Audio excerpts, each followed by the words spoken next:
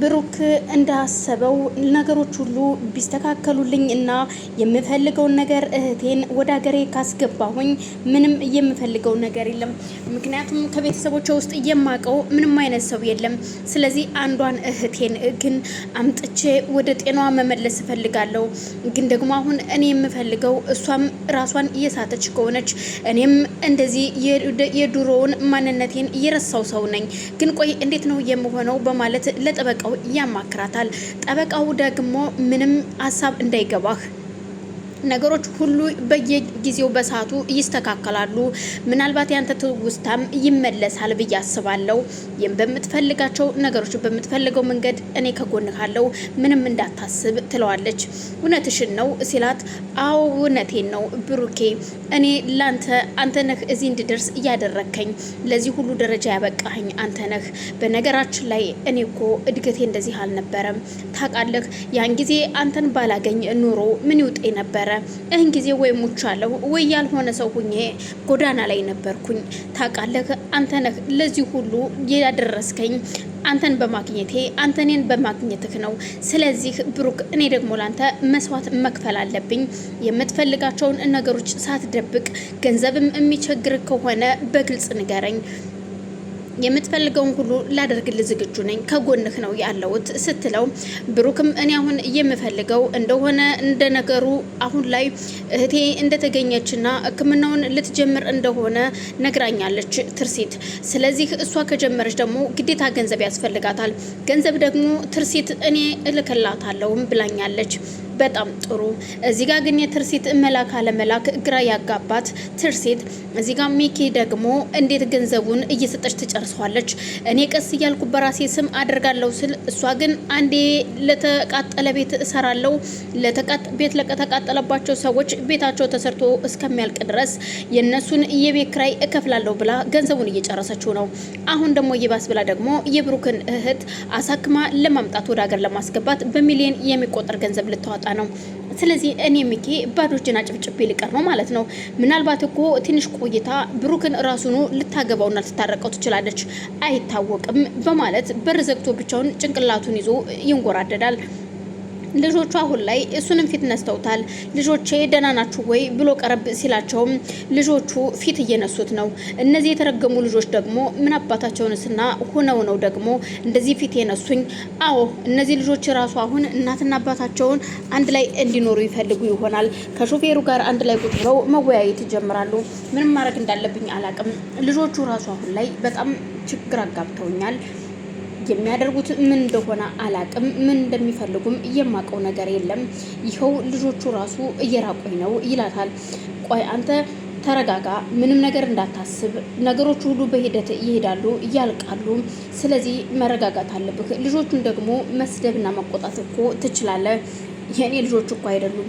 እንኳን እኔ ልቆጣቸውና ልገርፋቸው አይደለም፣ እናታቸው ራሱ ስትቆጣቸው እንዴት እንደሚያደርጋቸው ትናንትና የሆነ ጨዋታ ተጫውተን እኮ እንጫወት ሲሉኝ እኔም ሲያቀብጠኝ እሺ እኔም እጫወታለሁ ብዬ ካጠገባቸው ተቀመጥኩ። አይገርምህም? ጨዋታውን ላይ እጣ ወጣና እኔ ደግሞ ርብቃን እንድሰማት ታዘዝኩኝ። ትእዛዝ ነው ብዬ እሺ ብዬ ርብቃን ግንባሯን ሳምኳት። ባስ ብለው ደግሞ ሁለተኛው ጨዋታ የብሩክ ሲወጣ ብሩክ ትርሲትን ጉንጯን እንዲስማ ታዘዙት። አይገርምም? ታዲያ እነዚህ ልጆች ናቸው እንዴ? እነዚህ እኮ ልጆች አይደሉም። በጣም ነው የሚያናድዱት። ተቃጥያለው፣ በዛ ተቃጥዬ ወጣው። ጭራሽ ደግሞ ይባስ ብላ አሁን ደግሞ የብሩክን እህት አብዳለች እየተባለችዋን እሷን ለማሳከም ወደዚህ ሊያመጣት ነው። እዛ የተወሰነ ሕክምና ሊደረግላት ነው። ገንዘብም እየተወሰነ ተዋቶላት ወደዚህ ልትመጣ ነው። እና ታዲያ ምን ትላላችሁ? ምን ትለኛለህ? እና እብደት ሲያንሰኝ ነው እኮ ለኔ። አንተ ቆይ አሁን ብሩክን ለምን እኔ አላስወግድልህም? ምንድን ነው የምትለው? በቃ ያኛው ታስሮ የለ እንዴ በማለት ሲጠይቀው፣ አንተ ግን ያመሃል ለአንተ ሰው ግደል ብዬ አምኜ የምሰጥህ ስንቴ ለሶስቴ ደግሞ ሌላ ሶስተኛ ሰው ገለህ እዳ ልታስገባኝ ካልሆነ በስተቀር እኔ አንተን አምኜ ይሄንን ስራ አልሰጥህም። ሲቀጥል አሁን ላይ ብሩክ በዙሪያው በጣም ብዙ ሰዎች አሉ፣ በጣም ብዙ ሰዎች እያፈራ ነው በማለት ይነግረዋል። ማለት ብዙ ሰዎች ስትል ጠበቃም እንዳለችውና ትናንትና አብረው ሄደው እሷ ጋር እንዳመሸና እንዳደረም ሰምቻለሁ። እቤት አላደረም ይለዋል። እናም እቤት ያላደረው እሱ ለምንድን ነው ሲለው እኔ ምን አውቃለሁ ለምን እንዳላደረ ይኸው እዛው ከጠበቃው ጋር ነው ያደረው። ስለዚህ በዙሪያው ብዙ ሰዎች አሉት ማለት ነው የሚያውቃቸው። እውነቴን ነው፣ እኔ ሳሁንስ እየፈራው ነው፣ የሚያስታውስም እየመሰለኝ ነው በማለት ይነግረዋል። ማስታወስስ አያስታውስም፣ ምናልባት ሰዎች እያወቁት ነው የሚሆነው እንጂ በማለት ሚኪ ቀኝም ነፈሰ ግራ አላቅም። ትርሲት ምን እያሰበች እንደሆነ አላቅም። አባወራነቴ ምን እንደሆነ አላቅም። እኔ ሳልሆን አባወራ አሁን ላይ ሌሎቹ ሰዎች ናቸው አባወራዎች። እኔን ምንም ፍቃድ አትጠይቀኝም፣ በራሷ ነው እየሄደች እያለችው፣ ምን አስባ እንደሆነ ባላቅም በማለት ወደ ቤቱ ይመለሳል። ርብቃ የብሩክ ከጠበቃው ጋር ማደሩ ከጠበቃው ጋር መደዋወሉና ማውራቱ ግራ ጋብቷታል። አሁን ላይ ትርሲትም የርብቃ ነገር ግራ ቢያጋባትም ትርሲት እኔም የምትፈልገውና እንድትታረቅ የምትፈልገው ትመስላለች። ርብቃ ደግሞ ማንም ሳይቀድመኝ ብሩክን የራሴ ማድረግ አለብኝ በማለት የራሷን ግምትም ታስቀምጣለች። ግን ይህን ሁሉ አባትየው አቅጣጫዋን እይታዋን አይተው እየተረዷት አንቺ ልጅ የምታደርጊውና የምትሄጅበት መንገድ እጅግ በጣም አስከፊ ነው። ስለዚህ ተጠንቀቂ ልጄ ርብቃ። አንድ የሚያስቀይም ነገር ካየውብሽ እኔ አባትሽ አይደለሁም፣ ስሚኝ፣ አዳምጭኝ በማለት ይቆጧታል። አባዬ እመነኝ፣ እኔ አንተን የሚያስቀይም ምንም ነገር አላደርግም፣ እውነቴን ነው ምልህ አባ በማለት ለአባቷ ቃል ትገባለታለች። እርግጠኛ ነሽ ወይ? አዎ እርግጠኛ ነኝ አባቴ። በጣም ጥሩ፣ ምክንያቱም አኳኋንሽን ሳየው በጣም ተቀይረሻል ልጄ፣ በጣም ተቀይረሻል።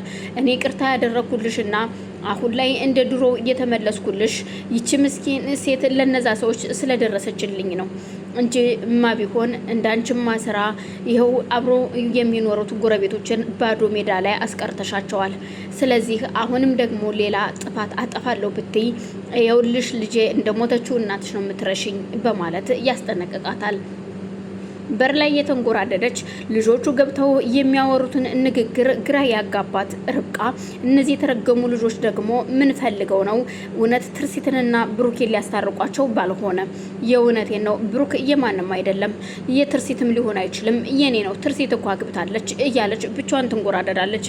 ትርሲት ለሷም በር ዘግታ ለብቻዋ ብሩክን መታረቅ እንደምትፈልግና ከልጆቿ ጋር አብራ መሆን እንደምትፈልግ አሁን ላይ በሀሳብ ተውጣለች። ግን ደግሞ ሚኪን እንዴት መራቅ እንዳለባትም እያሰበች ነው። ሚኪ ካጠገቧ ሲሆን ለሷ በጣም መልካም ሰውና እየዋህ እንደሆነ ያሳያታል።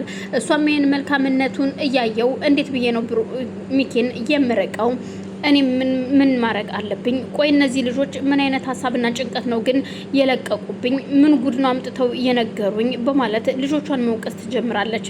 እነዚህ አንድ ፍሬ ልጆች ዛሬ መጥተው አባትና እናት አንድ ላይ መሆን አለባቸው ሲል ማን የማይገረም ማን አለ? አሁን ምንድነው የምላቸው እነዚህ ልጆች? እዚህ ጋር ልጆቹ ብሩክን አሳምነውታል። እናታችን ትወድሃለች፣ እናም ታፈቅርሃለች፣ ሚኪን አትወደውም፣ እኛም ደግሞ እንደምትወድህ ነግራናለች። ስለዚህ ሁለታችሁ መጋባት አለባችሁም ብለው ልጆቹ ደምድመዋል።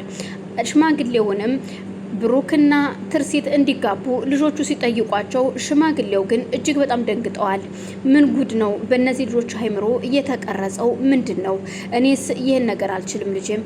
ትናንትና ካፌ አዳልጦኝ የሆነ ቃል ተናግሬ ነው ሚኪ እንደዛ ሲሰድበኝና ሲገላምጠኝ የነበረው። ልጆች እባካችሁ፣ ሚኪም አባታችሁ ነው ባይወልዳችሁም ቢላቸውም እነሱ ግን በፍጹም ከብሩክ ውጭኛ ሌላ አባት የለንም፣ እሱ የእንጀራ አባታችን እንጂ ወላጅ አባታችን አይደለም ይሉታል። ሽማግሌው ደንግጠው እንደው ልጆች አላቅ ምን እንደምላችሁ በማለት